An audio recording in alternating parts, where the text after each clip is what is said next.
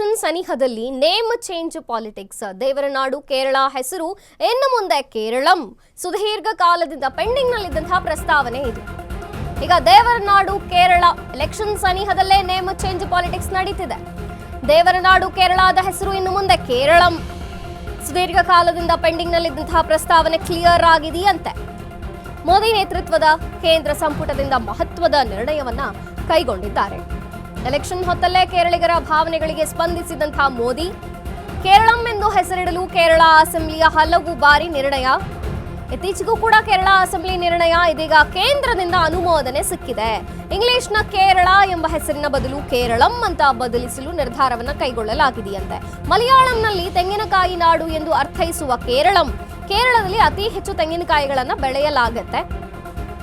ಅದರಿಂದ ಕೇರಳಂ ಎಂದು ಬದಲಾಯಿಸಲು ಕೇಂದ್ರ ಸರ್ಕಾರ ಈಗ ಒಪ್ಪಿಗೆಯನ್ನು ನೀಡಿದೆ.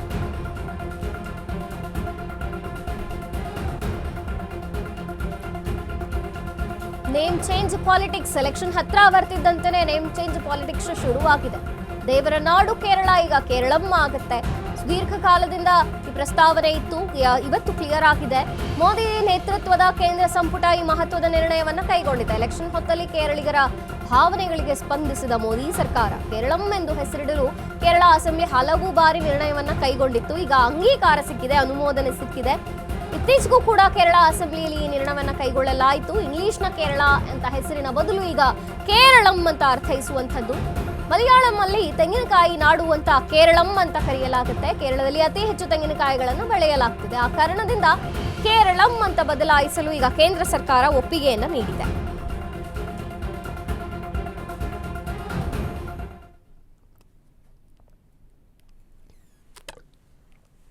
ಕೇರಳ ಎಲೆಕ್ಷನ್ ಸನಿಹದಲ್ಲೇ ಈಗ ನೇಮ್ ಚೇಂಜ್ ಪಾಲಿಟಿಕ್ಸ್. ದೇವರನಾಡು ಕೇರಳ ಇನ್ನು ಮುಂದೆ ಕೇರಳಂ ಆಗುತ್ತೆ. ಅಫ್ಕೋರ್ಸ್ ಕೇರಳಂ ಅನ್ನುವಂತಹ ಶಬ್ದದ ಹೆಸರೇ ತೆಂಗಿನಕಾಯಿಯ ನಾಡು ಅಂತ. ಕೇರಳದಲ್ಲಿ ಅತಿ ಹೆಚ್ಚು ತೆಂಗಿನಕಾಯಿಗಳನ್ನು ಬೆಳೆಯಲಾಗುತ್ತೆ ಮತ್ತು ಅಷ್ಟು ಸುಂದರವಾಗಿರುವಂತಹ ಹಚ್ಚ ಹಸಿರಿನಿಂದ ಕೂಡಿರುವಂತಹ ಕೇರಳ ದೇವರನಾಡು ಅಂತಲೇ ಕರೆಸ್ಕೊಳ್ಳುತ್ತೆ. ಆದರೆ ಇಷ್ಟು ದಿನ ಇಂಗ್ಲಿಷ್ ಭಾಷೆಯಲ್ಲಿ ಕೇರಳ ಅಂತಿತ್ತು. ಆದರೆ ಇನ್ನು ಮೇಲೆ ಅದನ್ನು ಬದಲಾಯಿಸಿ ಕೇರಳಂ ಅಂತ ಕರೆಯೋದಕ್ಕೆ ಈಗ ಕೇಂದ್ರ ಸರ್ಕಾರ ಒಪ್ಪಿಗೆಯನ್ನ ಕೊಟ್ಟಿದೆ.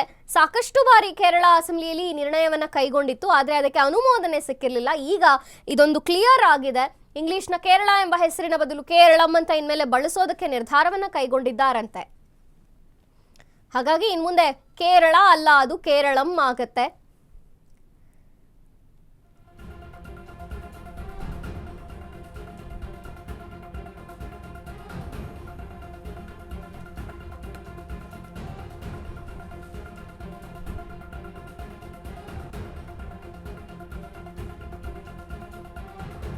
ಎಲೆಕ್ಷನ್ ಸಮೀಪ ಬರ್ತಿದ್ದಂತೆಯೇ ನೇಮ್ ಚೇಂಜ್ ಪಾಲಿಟಿಕ್ಸ್ ಕೂಡ ವರ್ಕ್ ಆಗುತ್ತೆ.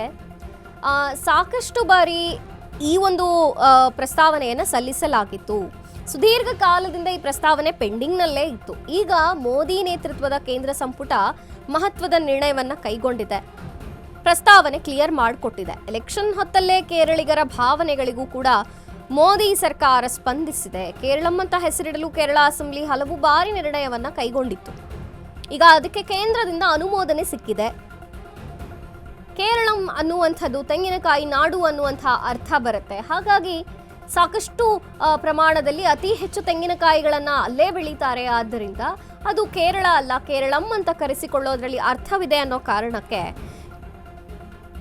ಈಗ ಅಸೆಂಬ್ಲಿಯಲ್ಲಿ ನಿರ್ಣಯವನ್ನ ಕೈಗೊಳ್ಳಲಾಗಿದೆ. ಅದಕ್ಕೆ ಈಗ ಒಪ್ಪಿಗೆಯನ್ನು ಸೂಚಿಸಿದೆ ಕೇಂದ್ರ ಸರ್ಕಾರ.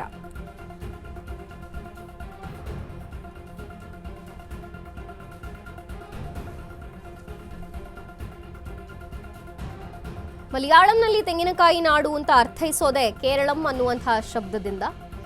ಹಾಗಾಗಿ ಕೇರಳಂ ಅಂತ ಹೆಸರಿಡೋದೇ ಸೂಕ್ತ ಅಂತ ಸಾಕಷ್ಟು ಬಾರಿ ಪ್ರಸ್ತಾವನೆಯನ್ನ ಸಲ್ಲಿಸಲಾಗಿತ್ತು. ಇತ್ತೀಚೆಗೂ ಕೂಡ ಕೇರಳ ಅಸೆಂಬ್ಲಿ ನಿರ್ಣಯವನ್ನ ಕೈಗೊಂಡಿತ್ತು. ಇದೀಗ ಅದಕ್ಕೆ ಕೇಂದ್ರ ಸರ್ಕಾರದಿಂದ ಅನುಮೋದನೆ ಸಿಕ್ಕಿದೆ. ಇನ್ಮೇಲೆ ಕೇರಳ ಅಂತ ಕರೆಯೋ ಬದಲು ತೆಂಗಿನಕಾಯಿ ನಾಡು ಅಂತ ಅರ್ಥೈಸುವಂತಹ ಕೇರಳಂ ಅಂತ ಕರೆಯೋದೆ ಬೆಸ್ಟ್ ಅನ್ನುವಂತಹ ರೀತಿಯಲ್ಲಿ ಈಗ ಕೇಂದ್ರ ಸರ್ಕಾರ ಅನುಮೋದನೆಯನ್ನ ಕೊಟ್ಟಿದೆ. ಜೊತೆಗೆ ಬಹುದಿನದ ಒಂದು ಪ್ರಸ್ತಾವನೆ ಇವತ್ತು ಕ್ಲಿಯರ್ ಆಗಿರುವಂಥದ್ದು.